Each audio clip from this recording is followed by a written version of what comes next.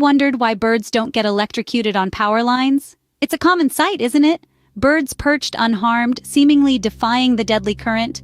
Well, the secret lies in their bodies. Birds are not good conductors of electricity. They simply don't provide an easy path for electric current to flow. Moreover, the high voltage in power lines is divided between conductors. A bird, perched on just one, doesn't create a complete circuit. So, essentially, no complete circuit for electricity to travel through means a safe perch for our feathered friends. But there's more to it than just poor conductivity. You see, the high voltage on power lines is shared between two conductors.